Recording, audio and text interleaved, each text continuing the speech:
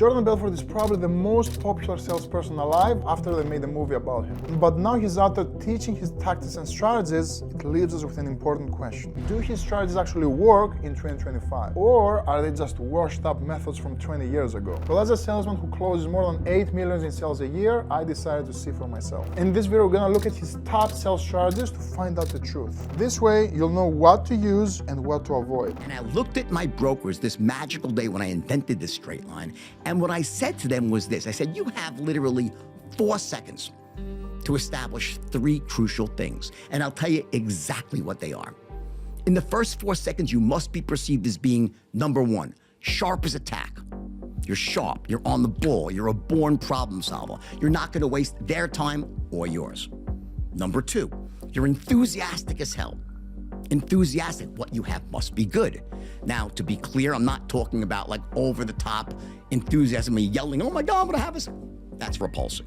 I'm talking about something called bottled enthusiasm, which sits below the surface. It's an urgency, a power in your voice that like, it could be a whisper, but that what you have is so damn good, so fucking good, that it is just compelling people to wanna learn more.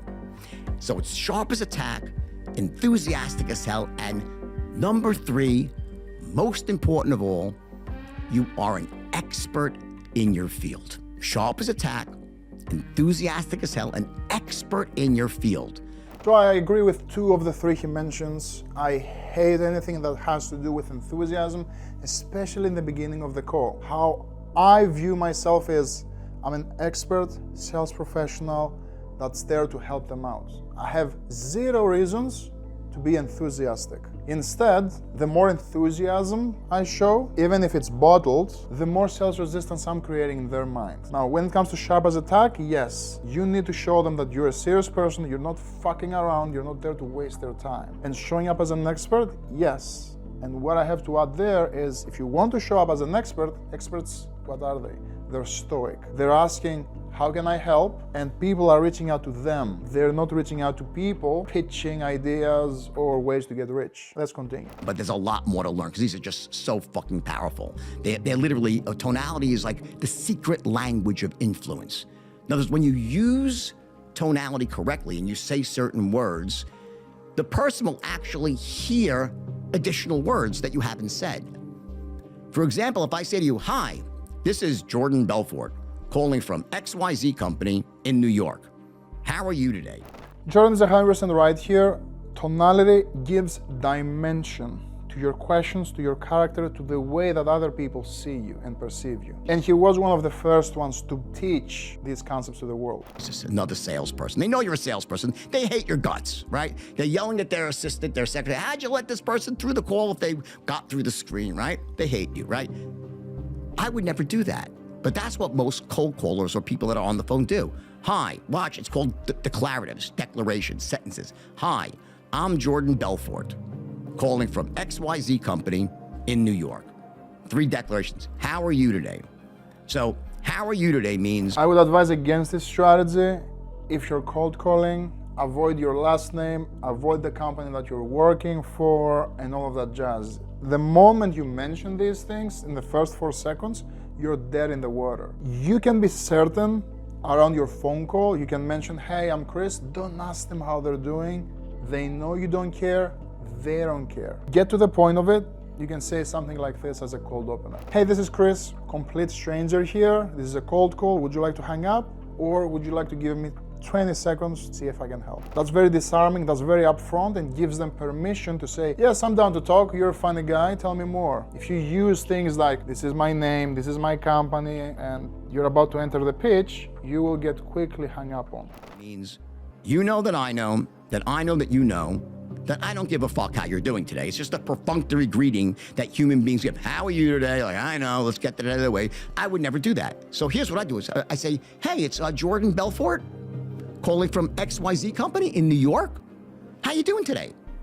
And they're like, I say, what? Now, those are called phrasing declarations, phrasing declaratives as questions. Hey, it's Jordan Belfort. They're like, who, what? Do I know Jordan? And suddenly they're saying, do I know Jordan Belfort? And they start searching their memory because you've asked it as a question. From XYZ company? Uptone? They're like, what? Do I know XYZ company? In New York? New York? What? And while their brain starts to spin and try to figure, do I know this person? Then you're like, how you doing today? And you have this really nice upbeat greeting. Like, wow, he really wants to know, actually. It's not like this stupid, how you doing today? It's, how you doing today? And they're like... I would stay away from the how you're doing today either way. When it comes to the upswing at the end of his sentences, that can trigger curiosity in people, and I agree that it's not a horrible strategy to use. Hey, it's Chris from New York.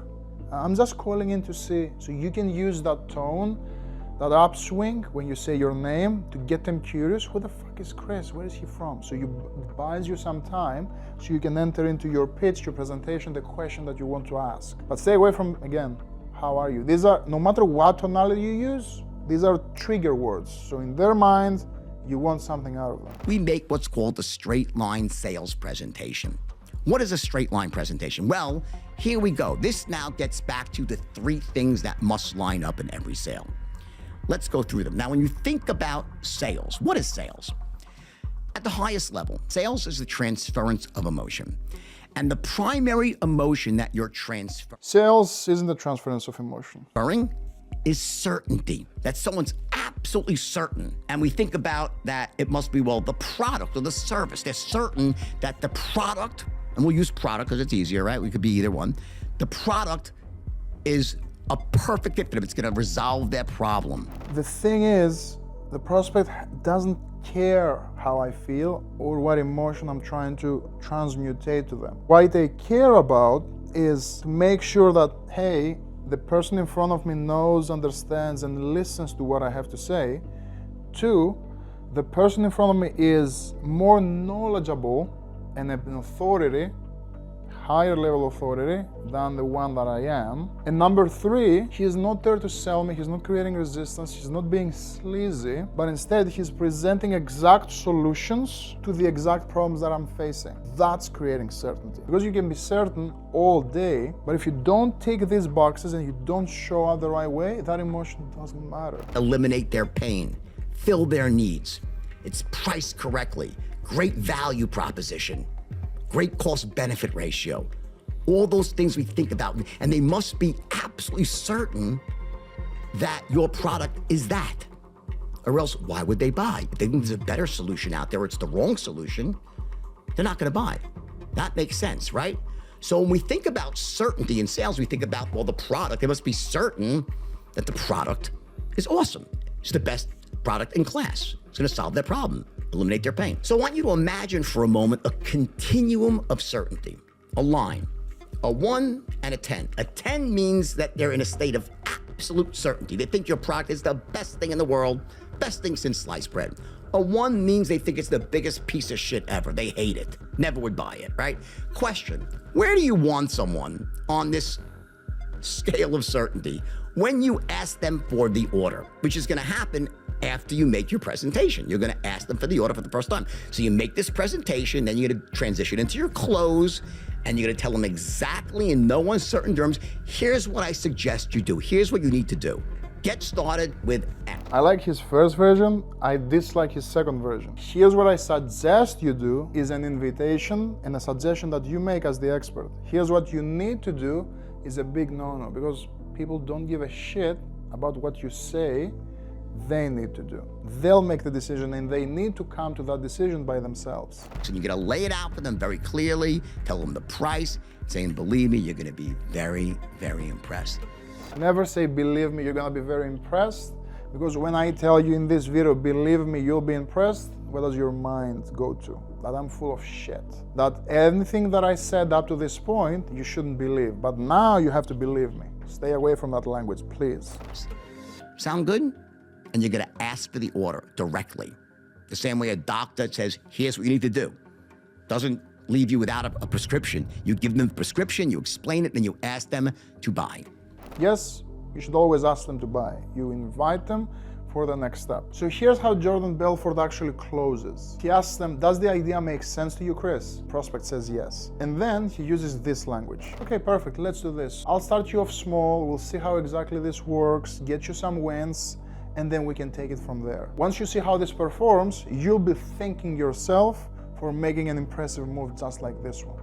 Does that sound fair enough? The first thing I dislike about this clause is the fair enough language. When we tell people sound fair enough, it's a line that I've heard over and over and over. So this actually triggers resistance right at the close where we need to hear yes. The word fair, especially after the Chris Voss's book Never Split the Difference, is labeled as a trap word, something people say to manipulate others. So overall, stay away from that terminology, you'll be better off. Also, during that clause, Jordan only gives them one way. The let's do this, it's an assumptive, it's a very suggestive clause, which gives them no way out. And when I give people no way out, but only one, do people actually like that? Will people take that path, or do people push away? Buyers, especially at the highest point of resistance, they will push away and not go with you. So they will come up with objections. How I like to do is I'm creating the buying environment from them. And I send something like, okay, perfect, Chris. Well, it sounds like we're solving 1, 2, 3 issues for you. Typically, from here, clients join this way, they put the investment in a credit card, and then we schedule their onboarding so we can get started.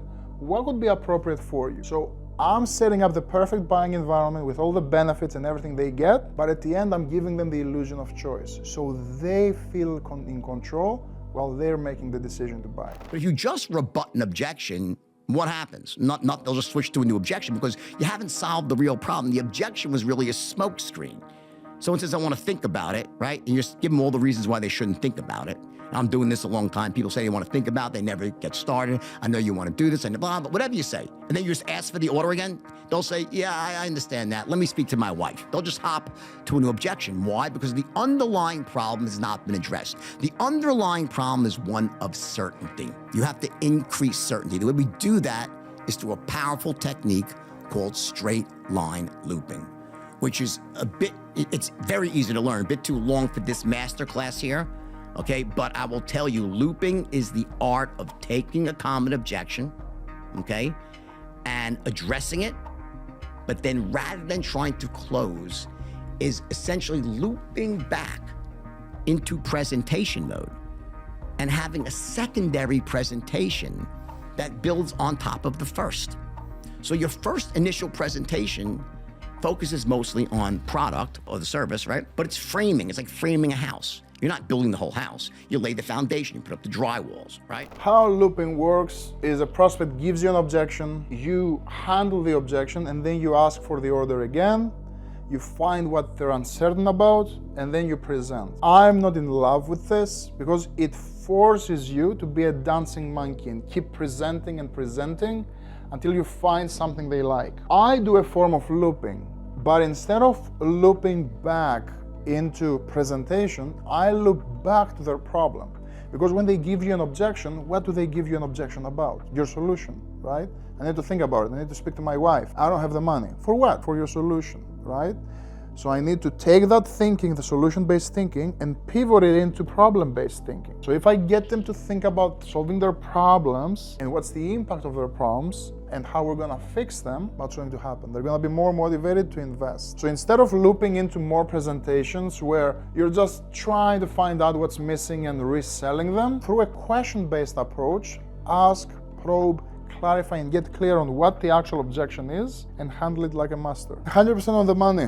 When they tell you, I have this pain, I don't have enough leads, I have low closing rates, my manufacturing facility is at capacity, don't offer the solution then and there, because what's that doing is numbing their pain. They don't feel enough pain for them to take action. You're informing them that yes, there's a solution to this, but then if the price tag you're putting on that solution doesn't quite match their level of pain, you're done. So what we do instead is just like Jordan says very correctly, it's when you find out the pain, you ask them, how long has this been pain going on for? How frequent is that event? What are the effects of that problem? What are the consequences of that problem being unsolved? So that's how you go from a $5 problem to a $5,000 problem. I want you to always remember, surface level problems get paid surface level money. So we always want to probe, clarify, and expand to get them to feel the real pain. It was action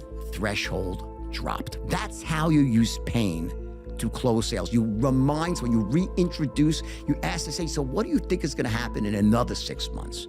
In another year, if you don't fix this problem now, how much worse will it get? How much is it going to cost you? How much will it disempower your company, your business, you personally? Make them admit it, and it lowers their actions. It makes them easier to sell to. Those are your 5 core elements. And on some level, the way to explain the straight line is almost like you're a safe cracker, but you're cracking the safe of the human mind. There are 5 numbers in the combination. The first number is the product. They must love the product. Second number, they must trust you. Third number is they have to trust the company behind the product. Fourth is lowering the action threshold. Fifth is the pain threshold. And essentially, when you're moving someone down the straight line, imagine like a professional safecracker. What are they doing? They're putting their ear to the safe, right? One of those 3-number master combination locks. You pull it down, right? They hear the first click. They spin it the other way, left 23. They hear a click. They go to the other way, right 37, and they pull it down. That's the equivalent. They pull down. That's the equivalent of asking for the order. If it opens, you closed. Happy days. But very often it doesn't. So what do? They don't say, oh, the safe is uncrackable. No. They go back to the first number and try again. They always go back to the first number and they rebuild again, and they hear the second. If they get it on the second try, they close on the second attempt. That's what you're doing. You're essentially running these patterns. If it doesn't open, if you ask for the order, they don't buy. It just means you have the combination is not fully figured out. You might have.